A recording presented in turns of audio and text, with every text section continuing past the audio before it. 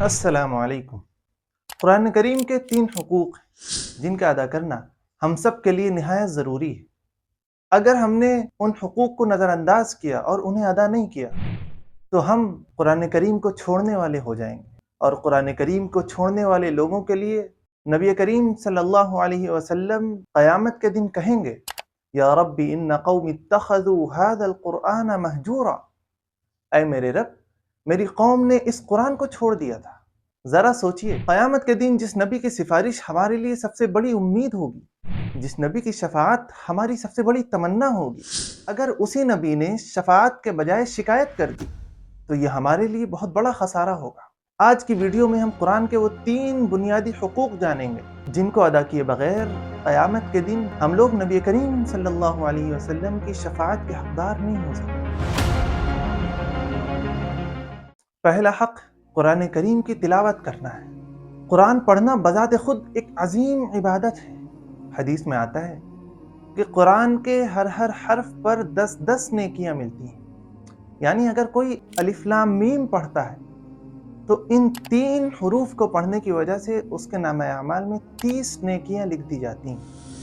اگر ہم صرف سورہ فاتحہ کی تلاوت کریں تو اس کی تلاوت میں صرف 10 سیکنڈز کا ٹائم لگتا ہے، اور 10 سیکنڈز میں ہمارے نامہ اعمال میں 1400 نیکیاں لکھ دی جاتی ہیں۔ لیکن افسوس کہ ہمیں نیکیاں بڑھانے کی فکر ہی نہیں رہی۔ ذرا تصور کر کے دیکھیے، اگر قرآن کریم کے ہر حرف پر 10 نیکیوں کے بجائے $10 ملتے یا 10 روپے ملتے تو کیا ہم تب بھی اسی طرح کی غفلت کا مظاہرہ کرتے؟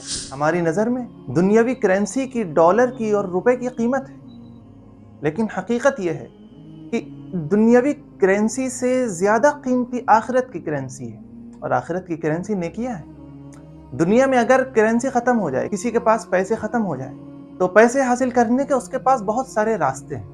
کوئی دوسرا اس کو قرض دے سکتا ہے، کوئی اس کی مدد کر سکتا ہے، خود بھی کسی طریقے سے کما سکتا ہے، کہیں نہ کہیں سے حاصل کر سکتا ہے۔ لیکن اگر خدا نخواستہ آخرت میں نیکیاں کم ہو گئی اور آخرت کی کرنسی کم پڑ گئی تو اس کو کمانے کا کوئی طریقہ نہیں، وہاں کوئی مدد کے لیے نہیں آئے گا۔ اگر ایک نیکی بھی کم رہ گئی تو وہاں ہمارے لیے مشکل ہو سکتی ہے۔ اس میں کوئی شک نہیں کہ قرآن کو سمجھنا اور اس پر عمل کرنا بھی قرآن کے حقوق میں سے ہے، لیکن قرآن کی تلاوت کرنا بھی اپنے آپ میں ایک ذریعہ نجات ہے۔ قرآن کریم کے حقوق میں سے دوسرا حق قرآن کریم کو سمجھنا ہے۔ قرآن پڑھنے سے نیکیاں تو حاصل ہو جائیں گی، لیکن قرآن کا مقصد حاصل نہیں ہوگا۔ قرآن کے مقصد کے حصول کے لیے ضروری ہے کہ ہم قرآن کو پڑھنے کے ساتھ ساتھ اس کے معانی، مطالب اور مفاہیم کو بھی سمجھنے کی کوشش کریں۔ اگر ہمارا کوئی قریبی دوست، ہمارا کوئی عزیز، ہمارا کوئی ایسا انسان جو ہماری نظروں میں رسپیکٹیبل ہے، ہمیں کوئی میسج بھیجتا ہے یا کوئی خط بھیجتا ہے تو کیا ہم اس کے خط کو یا اس کے میسج کو پڑھے بغیر الماری میں رکھ دیتے ہیں، یا پڑھتے ہیں تو بغیر سمجھے پڑھتے ہیں؟ ہرگز نہیں۔ انسان اپنے قریبی دوست کے، اس قابل قدر شخص کے اس خط اور میسج کو دلچسپی کے ساتھ پڑھتا ہے، توجہ کے ساتھ پڑھتا ہے، تو کیا اللہ رب العزت والجلال کے کلام کے ساتھ یہ ناانصافی نہیں ہوگی کہ اس کو پڑھا نہ جائے، یا پڑھا جائے تو سمجھا نہ جائے، یا سمجھا جائے تو اس پر عمل نہ کیا جائے؟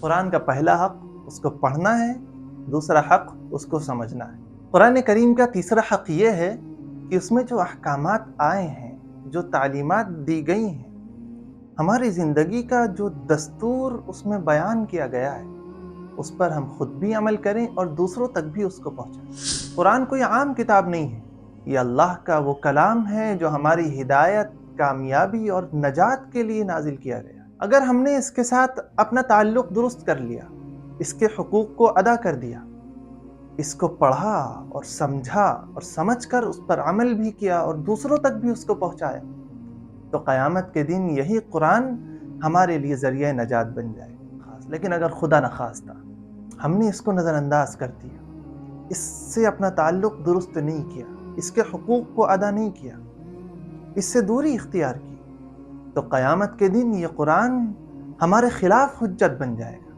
اس لیے آج ہی سے عزم کریں کہ ہم قرآن کے ان تینوں حقوق کو اپنی زندگی کا حصہ بنائیں گے، اس کو پڑھیں گے، اس کو سمجھیں گے اور سمجھ کر اس پر عمل کریں گے، دوسروں تک بھی اس کو پہنچائیں گے۔